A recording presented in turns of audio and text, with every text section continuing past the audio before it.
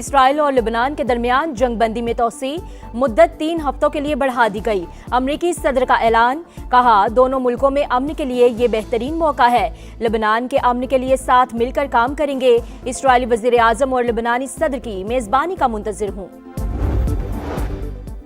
ایران جنگ ختم کرنے کے لیے کوئی دباؤ نہیں، میرے پاس وقت ہی وقت ہے، بہتر ڈیل کے لیے ایران کو موقع دے رہا ہوں، تہران نے ڈیل نہ کی تو ہماری فوج ان سے نمٹے گی۔ امریکی صدر کی پھر دھمکی،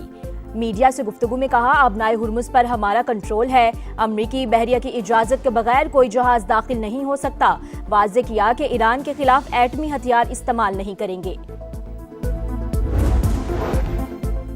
دشمن میڈیا کی کوشش ہے قومی اتحاد اور سلامتی کو کمزور کیا جائے، ایرانی رہبر اعلیٰ کا قوم کے نام پیغام، کہا دشمن عوام کے ذہنوں اور نفسیات کو نشانہ بنا رہا ہے، ہماری غفلت سے دشمن کا مذموم منصوبہ کامیاب نہیں ہونا چاہیے، واضح کیا کہ عوامی اتحاد نے دشمن میں درار ڈال دی ہے، اتحاد مزید مضبوط ہوگا۔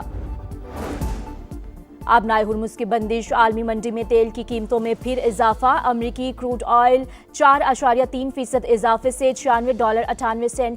فی بیرل ہو گیا، برنٹ آئل کی $106.47 پر ٹریڈ ہو رہا ہے۔ اور سندھ طاس معاہدے کی معطلی پر شدید تحفظات کا اظہار، بھارتی کارروائی علاقائی امن کے لیے خطرہ قرار، پاکستانی مندوب نے اقوام متحدہ میں بھارت کے خلاف خط جمع کرا دیا، پاکستان کے اقوام متحدہ کی سیکیورٹی کونسل سے مداخلت کی اپیل، معاہدے کی مکمل بحالی کا مطالبہ۔ ہم سب ایرانی ہیں، ہم سب انقلابی ہیں، صدر ٹرمپ کے بیان پر ایرانی رہنماؤں کا سخت جواب۔ صدر مسعود پزشکیان اور اسپیکر محمد باقر قالیباف نے کہا ایران میں کوئی شدت پسند یا اعتدال پسند نہیں، قوم اور حکومت میں آہنی اتحاد اور رہبر انقلاب کی مکمل اطاعت ہے، ہمارا ایک خدا ہے، ایک قوم، ایک رہنما اور ایک راستہ ہے، ایران کی فتح تک جدوجہد جاری رہے گی، حملہ آور مجرم کو اپنے اقدامات پر پچھتانا پڑے گا۔ وزیر خارجہ عباس عراقچی کا کہنا ہے ایرانی عوام پہلے سے زیادہ متحد ہیں، میدان جنگ اور سفارتکاری ایک ہی محاذ کے 2 حصے، ہم مکمل ہم آہنگی سے چل رہے ہیں۔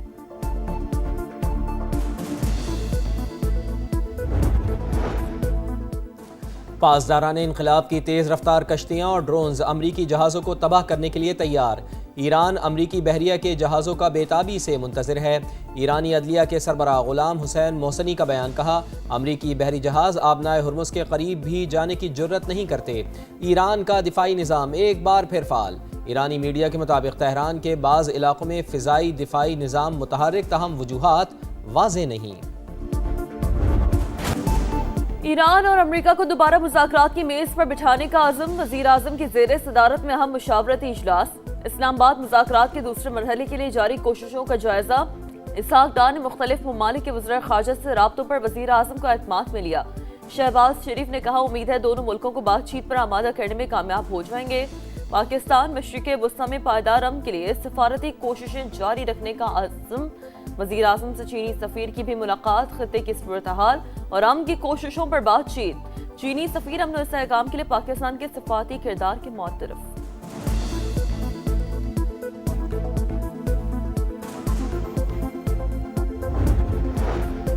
وفاقی وزیر داخلہ سے قائم مقام امریکی سفیر کی ملاقات، اسلام آباد مذاکرات کے دوسرے راؤنڈ سے متعلق سفارتی کاوشوں پر بات چیت، محسن نقوی نے جنگ بندی میں توسیع کے لیے امریکی صدر کے اقدام کو سراہا، نیٹلی بیکر کی خطے میں قیام امن اور تنازع کے حل کے لیے پاکستان کے تعمیری کردار کی تعریف۔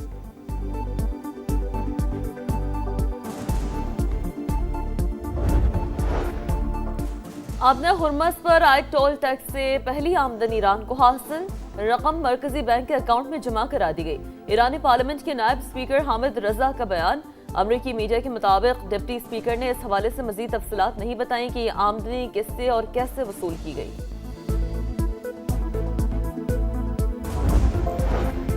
آبنائے ہرمز کی بندش، عالمی منڈی میں تیل کی قیمتوں کو پھر پر لگ گئے، امریکی کروڈ آئل 4.3% اضافے سے $96.98 فی بیرل ہو گیا، برینٹ کروڈ آئل $106.47 پر ٹریڈ کر رہا ہے۔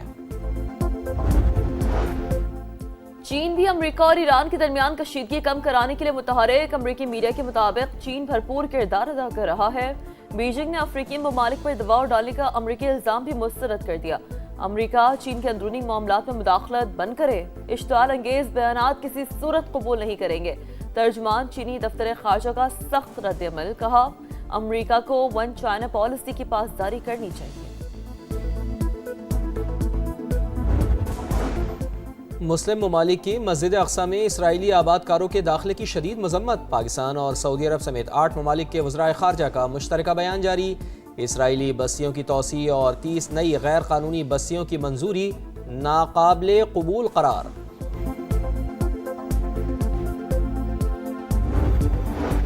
بر وقت اقدامات سے توانائی کا بحران پیدا نہیں ہوا، خام تیل کے اسٹریٹجک ذخائر رکھنے سے متعلق منصوبے پر کام جاری۔ انرجی سیکیورٹی مستقبل کی منصوبہ بندی کا انتہائی اہم حصہ بن چکی ہے۔ وزیر اعظم کی زیر صدارت انرجی سیکیورٹی کے حوالے سے اہم اجلاس، شہباز شریف کی ذرائع آمد و رفت کو بتدریج ذرائع پر منتقل کرنے کی ہدایت۔ معرکہ حق میں دشمن کا غرور خاک میں ملانے کا عظیم کارنامہ، دشمن پاک فوج کے ہاتھوں ذلت آمیز شکست آج بھی نہیں بھلا سکا۔ ہم ہیں بنیان مرصوص کا شاندار ٹیزر جاری، عزم وفا کے پیکر اور جذبہ شہادت سے سرشار جوانوں کے نام شاندار نغمہ، عوام کی جانب سے بہادر شہداء کو بھرپور خراج عقیدت۔ صدر ٹرمپ نے بھارت کو جہنم سے تشبیہ دے دی، ٹروتھ سوشل پر تنقیدی تحریر شیئر کی، لکھا انڈیا جیسے جہنم سے پورا خاندان امریکہ آ جاتا ہے، بچوں کی پیدائش کے وقت شہریت کا غلط فائدہ اٹھاتے ہیں، تارکین وطن کی اکثریت میں وفاداری نہیں ہوتی۔ امریکی صدر کے بیان پر بھارتی اپوزیشن شدید برہم، کہا ٹرمپ کے توہین آمیز بیان پر مودی خاموش ہیں، آخر نریندر مودی ٹرمپ سے اتنے خوفزدہ کیوں ہیں؟ امریکہ اور برطانیہ میں ٹھن گئی، برطانیہ اگر ڈیجیٹل سروس ٹیکس کو ختم نہیں کرتا تو اس پر مزید ٹیرف عائد کیا جائے گا، صدر ڈونلڈ ٹرمپ نے واضح کر دیا، کہا برطانیہ اگر ایپل، گوگل اور میٹا کو نشانہ بناتا رہا تو امریکہ جوابی کارروائی کرے گا۔